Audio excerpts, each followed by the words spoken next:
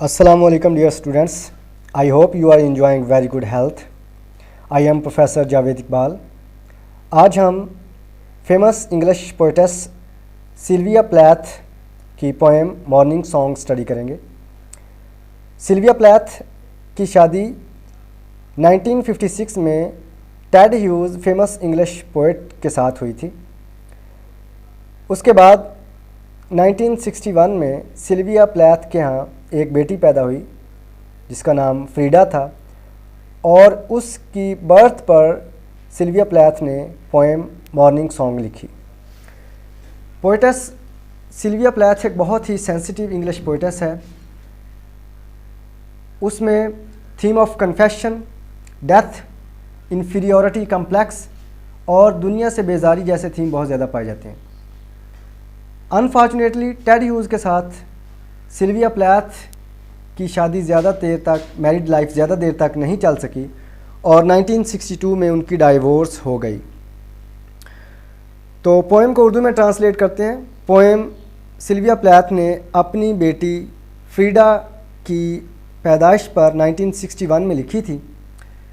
तो पोएम के अंदर बहुत ज़्यादा सिंबॉलिक एलिमेंट्स यूज़ किए गए हैं और मेटाफर और सिमलीज़ का बड़े अच्छे तरीके से इस्तेमाल किया गया है। तो पोएम को ज़रा ट्रांसलेट करते हैं ताकि हमारी एक बेटर अंडरस्टैंडिंग क्रिएट हो सके। Love sets you going like a fat gold watch.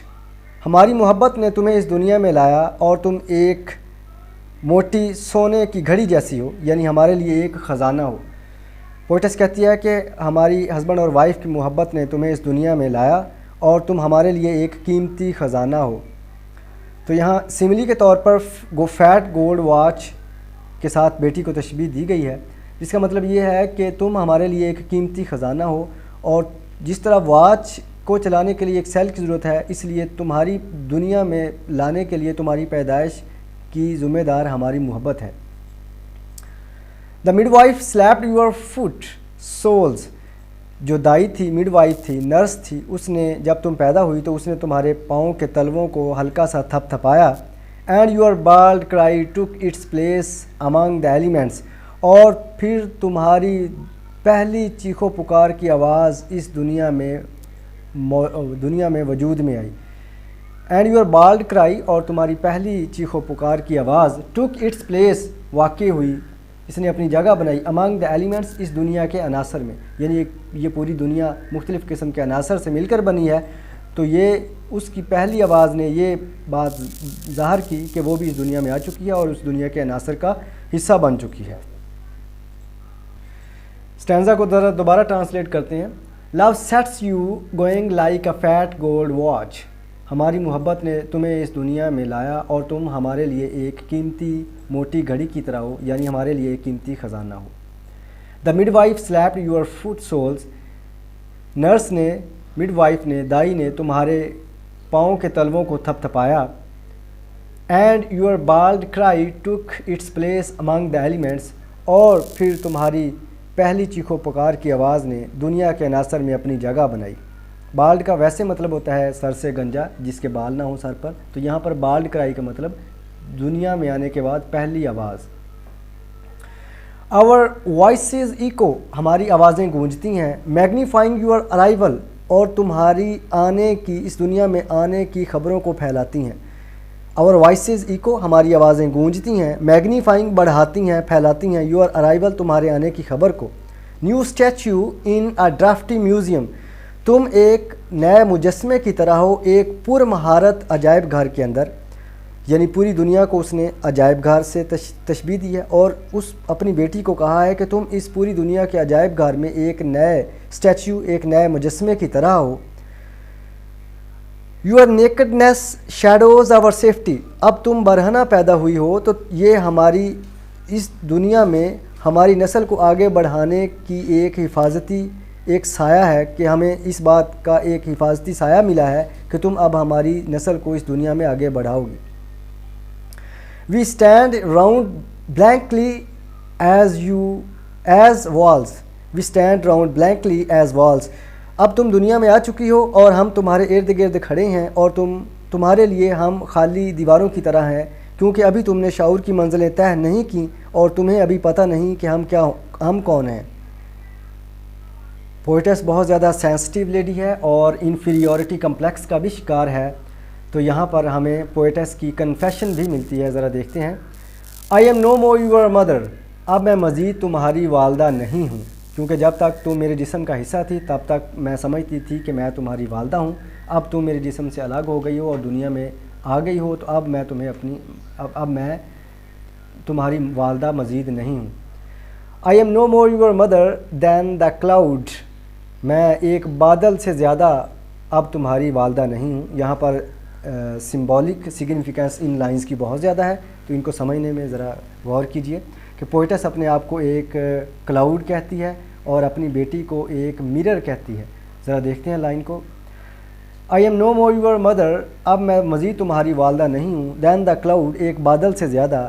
کس بادل سے زیادہ؟ دیٹ ڈسٹلز آ مرر، جو کہ اپنے اندر سے نچوڑ کر ایک آئینہ پیدا کرتا ہے۔ آئینہ کون سا؟ یعنی جب بادل برستا ہے تو نیچے پانی کھڑا، زمین پر پانی آنے کی وجہ سے وہ ایک تالاب سا بن جاتا ہے، اس تالاب میں اس بادل کا عکس نظر آتا ہے۔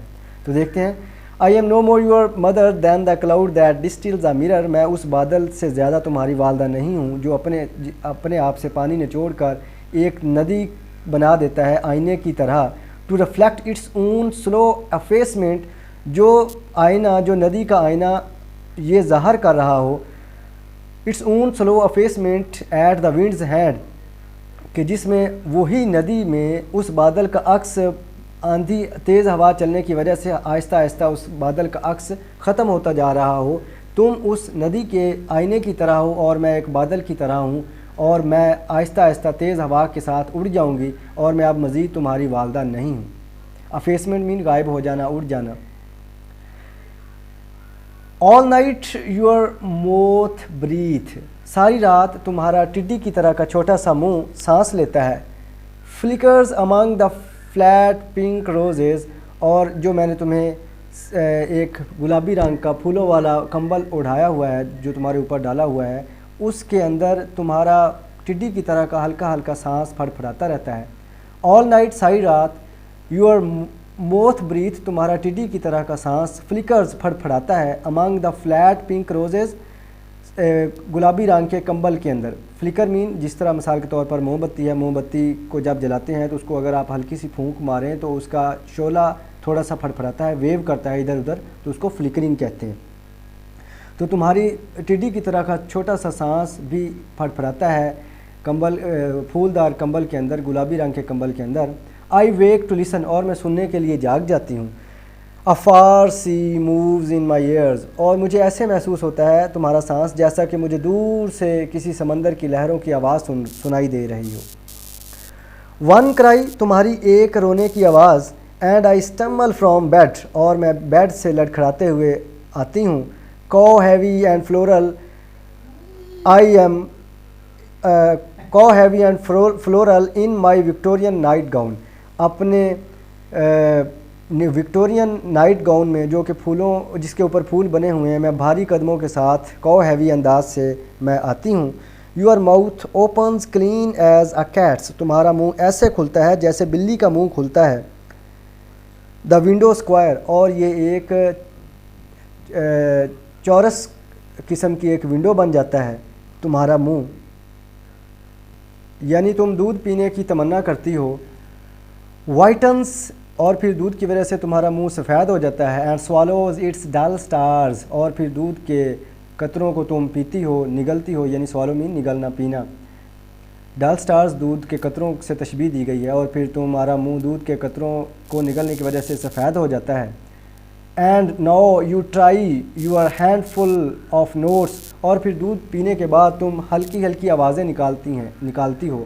ہینڈ فل تھوڑی سی، چھوٹی سی، مٹھی بھر، نوٹس مین آوازیں، سریں نکالتی ہو، بولتی ہو۔ دا کلیئر واؤلز، یہ واضح واؤل ساؤنڈز ہیں، واؤل آوازیں ہوتی ہیں۔ واؤل ساؤنڈز کون سی ہوتی ہیں؟ جن کے پروننسیشن میں کسی قسم کی ہرڈل یا رکاوٹ نہیں ہوتی، جیسا کہ آ، ای، او، اس طرح کی sounds. The clear vowels rise like balloons, تو تمہاری کلیئر واؤل ساؤنڈز جو ہیں تمہارے منہ سے نکلنے والی، وہ ایسے اوپر کی طرف اٹھتی ہیں جیسے کہ غبارے اٹھتے ہیں۔ تو سمبولک سگنیفیکینس ہمیں اس پوئم میں بہت زیادہ ملتی ہے. ہر لائن کے اندر تقریباً کوئی نہ کوئی سمبولک ایلیمنٹ موجود ہے. تو پوئم کے مختلف لٹریری ڈیوائسز کو بھی ذرا ڈسکس کرتے ہیں. Poem Morning Song 6 stanza free verse میں لکھی گئی ہے اور ہر اسٹینزا ان رائمڈ ٹرسٹ یعنی 3 لائنز پر مشتمل ہے اور ٹوٹل اس پوئم کی 18 لائنز ہیں. لٹریری ڈیوائسز میں سب سے پہلے ہم ایلیٹریشن کو دیکھتے ہیں. ایلیٹریشن کیا ہے؟ Repetition of consonant sounds especially at the beginning of the words like our safety we stand. Safety S اور ایس کی ریپیٹیشن سیفٹی اور اسٹینڈ میں. No more your mother more اور مدر ایم ایم کی repetition. Flickering among the flat F F flickering اور flat F F کی repetition. Clean as cats C C کی repetition clean اور Kate میں. اسی طرح ایسوننس کا بڑا خوبصورت استعمال کیا ہے پوئٹس نے. ایسوننس کیا ہے؟ Repetition of vowel sounds in the words like going like fat gold. یہاں پر آئی گوئنگ میں آئی اور لائک میں آئی ساؤنڈ کی ریپیٹیشن اور آ ساؤنڈ کی آ اور فیٹ اے میں ریپیٹیشن ہمیں ملتی ہے. پوئم انجمپمنٹ کی ایک عمدہ مثال ہے. انجمپمنٹ کا مطلب یہ ہے کہ ایک سٹینزا سے جب دوسرے سٹینزا پر پوئٹس جاتی ہے تو وہ سینٹینس جو ہے وہ اگلے سٹینزا تک بھی موو کر جاتا ہے. تو یہ انجمپمنٹ ہے. میٹافرز اور سیملی کا بڑا خوبصورت استعمال کیا ہے پوئٹس نے. جیسا کہ ہمیں سیکنڈ سٹینزا میں ملتا ہے میٹافر نیو اسٹیچو. پوئٹس اپنی بیٹی کو نیو اسٹیچو کہتی ہے. Baby is metaphorically compared with a statue. In the third stanza speaker becomes a cloud. خود وہ ایک بادل بن جاتی ہے تو یہ اے کلاؤڈ اس کا ایک میٹافر. پرسونیفیکیشن کا عمدہ استعمال ہے. جیسا کہ when an object is given human traits its becomes a personification like window square. منہ کو اس نے ونڈو اسکوائر کہا ہے. Whitens and swallows its dull stars. دودھ پینے کے عمل کو اس نے وائٹنز اینڈ سوالوز سے پرسونیفائی کیا ہے اسٹارز کے ساتھ دودھ کے قطروں کو. اسی طرح سیملیز کا استعمال بڑا خوبصورت ہے اس میں. جیسا کہ اسٹینزا 1 میں ہمیں نظر آتا ہے like a fat gold watch یعنی لائک اور ایز کا یوز کیا گیا ہے. سیملیز ہیں اس میں. بلینکلی ایز والز ایز کا use blankly as walls. Mouth opens clean as cats. Rise like balloons. تو ساری یہاں پر ہمیں سیملیز ملتی ہیں. پوئم اوور آل ایک والدہ کی اپنی بیٹی سے محبت کی عمدہ مثال ہے. ماں کی ممتا کی مثال ہے. بڑی خوبصورت انداز سے پوئٹس نے پوئم کو لکھا ہے. اگر آپ کو اس پوئم کے اندر کسی قسم کی کوئی پرابلم ہے ایشو ہے تو آپ کومنٹ باکس میں پوچھ سکتے ہیں. Okay stay tuned and stay always blessed. اللہ حافظ.